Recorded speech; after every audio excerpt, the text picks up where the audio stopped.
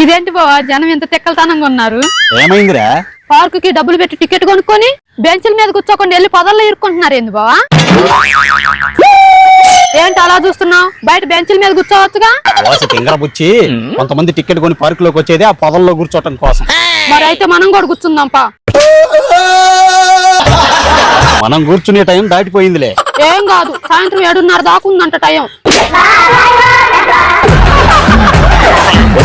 నీకేమైనా పుట్టిందా ఏంది? మనం పొదల్లోకి పోవడం ఏంది? ఏం కాదులే, కూర్చుందాం రా బావా. కూర్చొని నవ్వుతా. అబ్బా నిజం చెప్పు, నన్ను చేసుకోకముందు నువ్వెవరితో పొదల్లో కూర్చోలేదా? లేదు. అమ్మయ్యా, నాకు ఈ పొదల గదులు నచ్చవు, అందుకే గడ్డాముల్లోకి పోయేవాళ్ళు.